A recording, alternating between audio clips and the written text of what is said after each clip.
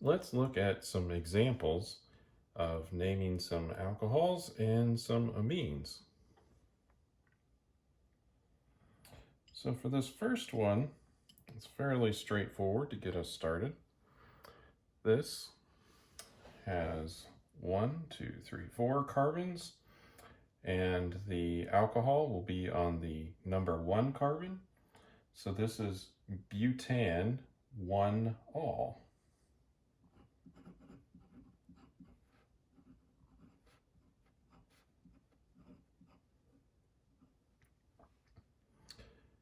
Next, let's look at the next one, next molecule here, which is a little bit deceptive as to which one of these chains is the longest. So we can count up here 1, 2, 3, 4, 5, 6. That's the longest carbon chain in this molecule, but that's not what this name is based off of, because it doesn't contain the functional group. This chain, 1, 2, 3, 4, 5, does contain the functional group, so that's the one that the name is based off of. So this is actually, let's see here, that's the first carbon, so this will be the second carbon. So this is actually 2-ethyl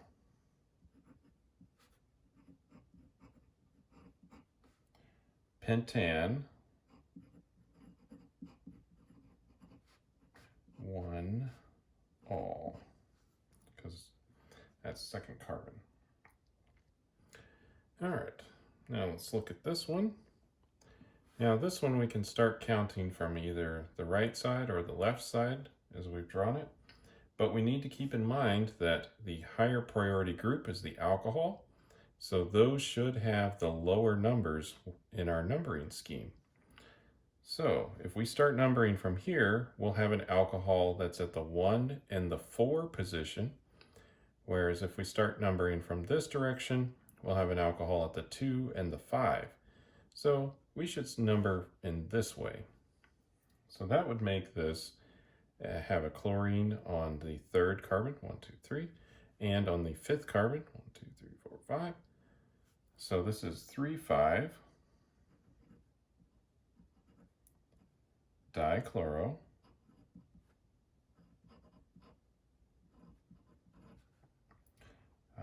pentane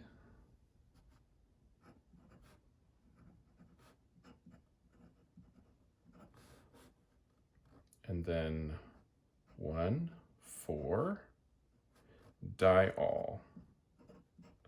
Now you'll notice that the E is retained in this case because we're dealing with a diol. So if we have more than one alcohol or high priority group on the molecule, the E gets retained. Whereas over here and here, we left it off because there was only one of those groups in there. All right, now let's look at this one. This is a butane, 1, 2, 3, 4. And the amine is on the 2nd carbon. So we have butane 2-amine.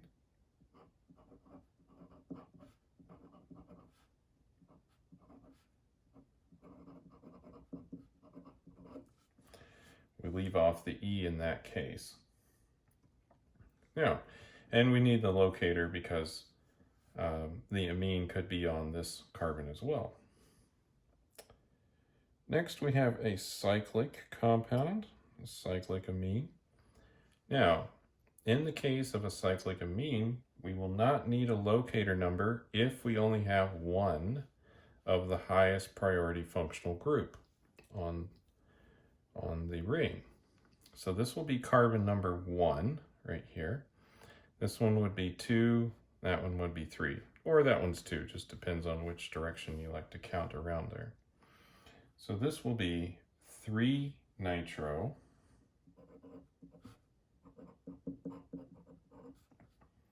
cyclobutane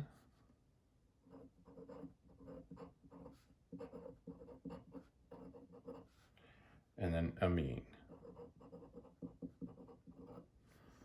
And again, the reason why we don't need a locator number there is because we'll know that that is going to be on carbon number 1.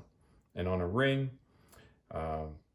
it could be anywhere on the ring until we put other substituents on. All right, so next we have a ring that has an alcohol and amines on there. Now, alcohols take priority over amines. So this is position carbon number 1. That would say B2. This is 3, 4, and 5. So we have amines at 3, 4, and 5. And we don't need a locator number for the alcohol because there's just one on the ring. So this is 3, 4, 5, triamino,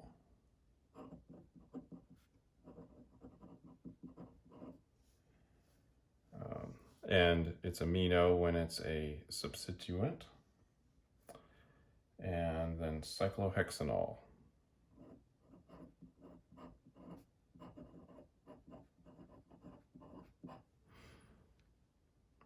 Okay, so far we've had names that include amines that just have hydrogens. They only have one carbon group attached to them. But we can also have amines that have more than one carbon group attached, like this one right here. So we'll need to determine what the priority chain is, and it will be the longest one. And in this case, it is 1, 2, 3, 4, 5 carbons long. So this is a pentane amine. And then we need to know the location of this ethyl group. And the location is the nitrogen. So it's in ethyl pentane amine.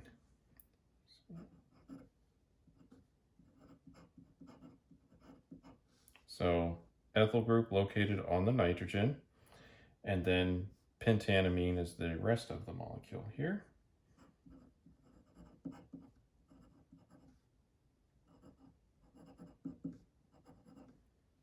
Right, like that. Now we have another one that has more substituents on. This was a secondary nitrogen. Now we have a tertiary nitrogen. So this one will have 2 methyl groups on it. So this is in dimethyl.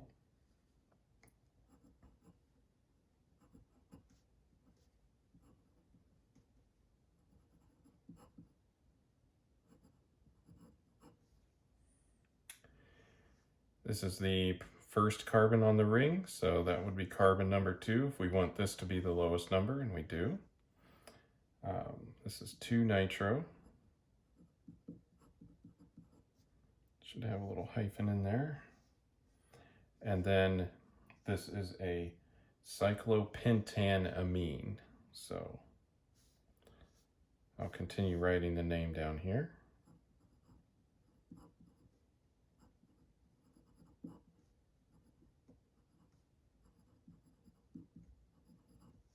So in dimethyl 2-nitrocyclopentamine, pentanamine. All right, now we have this one right here, which is a little bit more involved. And we do have some substituents on the nitrogen, and they're different. So we have an ethyl group on there, we have a methyl group, and then we have this. And this is going to be our parent chain, and we'll have to name this carefully because it's not just a straight chain, so there'll be a methyl group on this as well.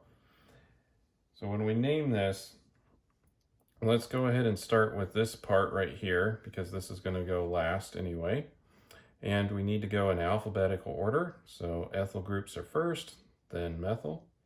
So this is in ethyl,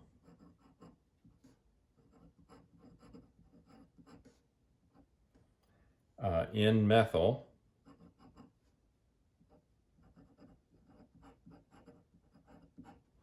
So that tells us ethyl group on the nitrogen, methyl group on the nitrogen. And then we come to this part.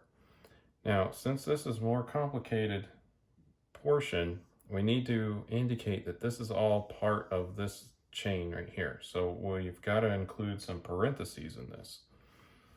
So I'm going to go ahead and write on the line down here, because this name is getting a little long and the paper is getting a little short.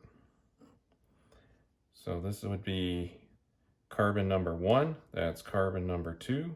This is carbon number 1 because it's attached to the nitrogen. So on carbon number 2, we have a methyl group. And on carbon number 1, we have, well, between 1 and 2, we have a double bond. But we always choose the lower of the two numbers. So this will be on carbon number 1, there's a double bond. So let's get this going. 2 methyl.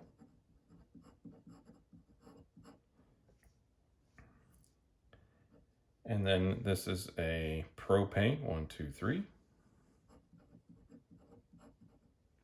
But it's actually an ene. So let's, before we get too far ahead of ourselves, we'll put the location of the ene in there. And this is the name for this molecule. So 2-methyl prop 1-ene, and that's this portion, and then amine,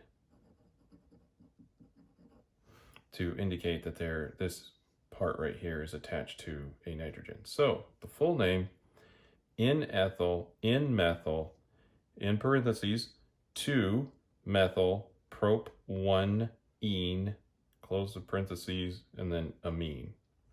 So that's just how to name some more examples with alcohols and amines.